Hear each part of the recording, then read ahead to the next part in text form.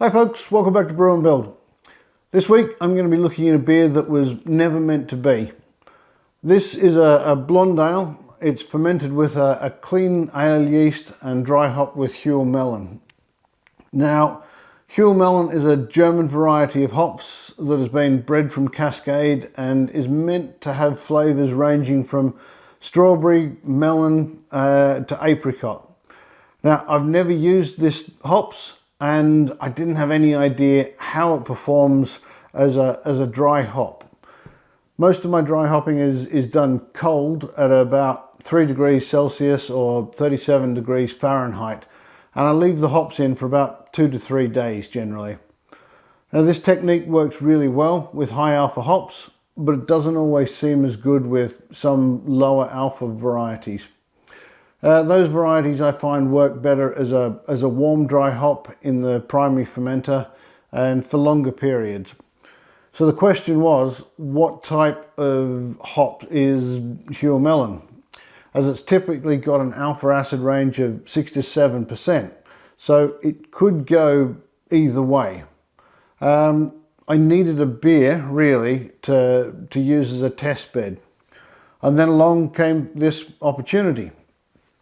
So this beer originally was brewed as a North German Pils, which didn't work, if I'm honest, and I've had to subsequently rebrew that lager.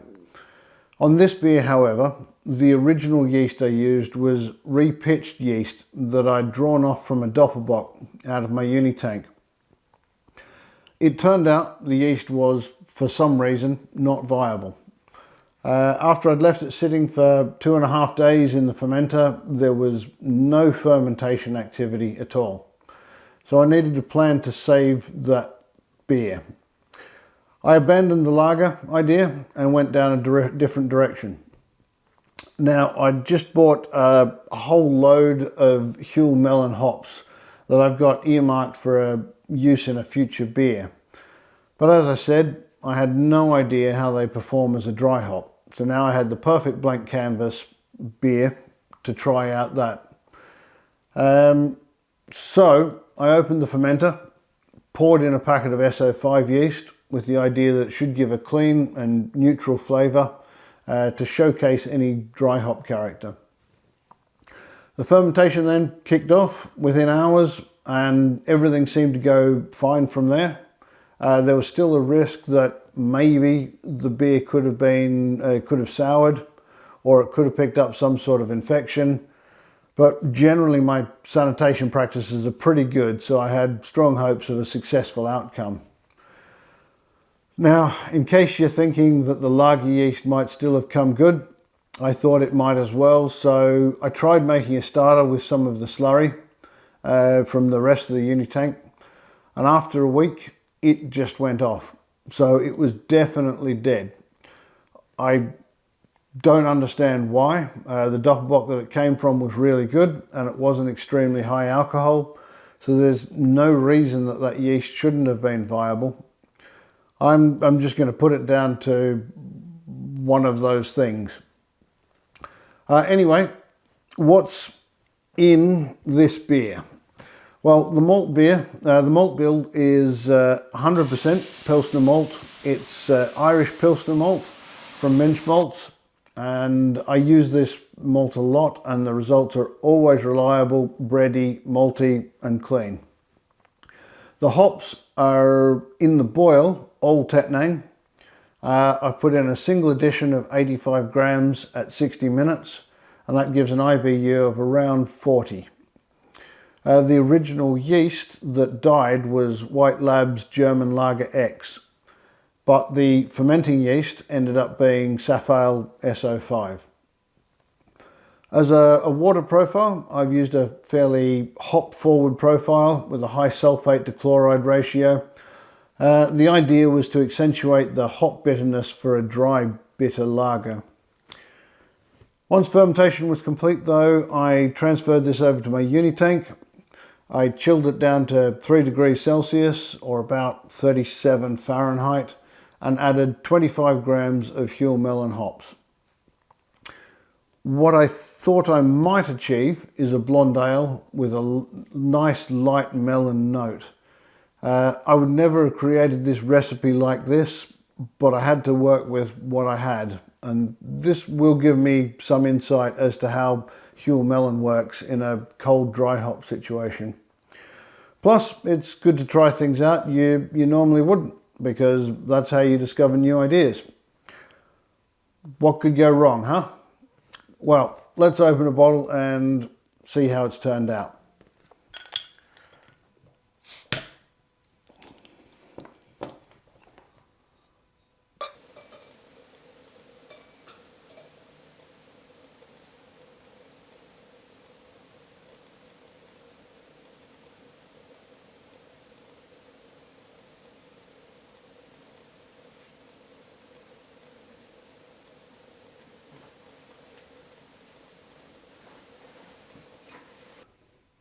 So, looks good. Good carbonation, absolutely perfect clarity. It's a great looking beer. I can't really smell the hops much. I mean, 25 grams of hops should be fairly noticeable in such a light beer. It might be melon. It's not strawberry. There might be a little bit of melon there, perhaps.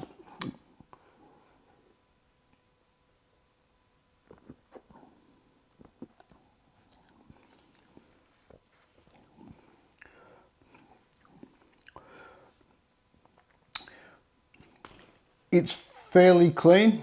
It's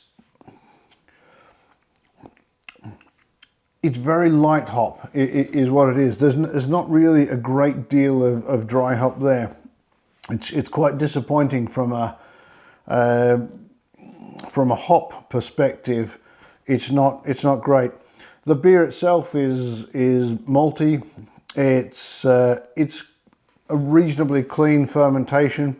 There might have been a little bit of off taste from sitting there, but I think it's a fairly clean fermentation. The underlying beer is quite nice. It is bitter. It is definitely dry from that water profile, but I don't get a great deal of fruity hoppiness.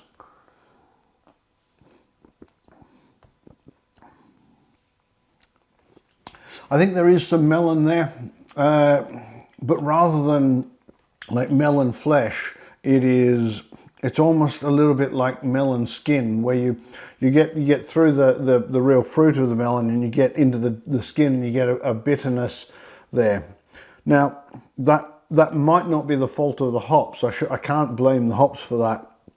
I think that is probably the 40 IBU from the bittering hops and the sulfate forward water profile. I think that is probably the fault of that.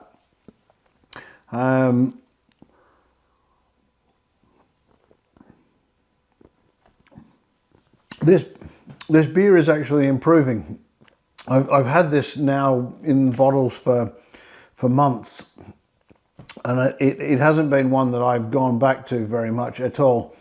My wife quite likes it. She's been drinking it, but it doesn't work very well for me. There's a real clash between the fruitiness that is there from the hops, which is quite light and summery and refreshing, and the bittering hops and the water profile clash with that. It either should be bitter or it should be nice and sweet and fruity, and the two don't seem to blend well together. But I have to say, over the last 2 months or whatever that I've had this there, possibly 3, the bitterness is starting to drop from that real 40 IBU bittering profile, and it's actually becoming quite a lot more drinkable.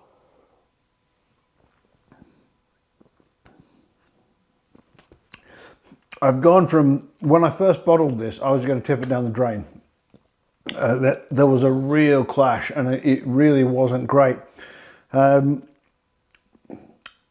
actually think I'll get to the end of this now. It's to the end of the batch. What is really coming through, and quite noticeable, is a real, not toast taste, but a real bread taste. Bread crust, I think, but a real fresh loaf of bread. It's surprisingly noticeable and prominent, actually.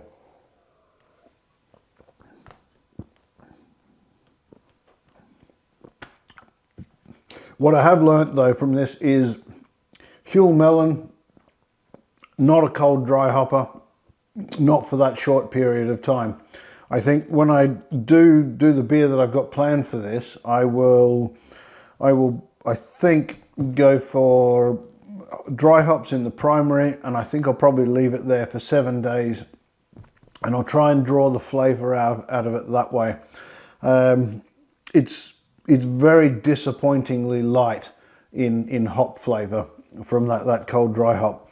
So I guess that's a lesson learned.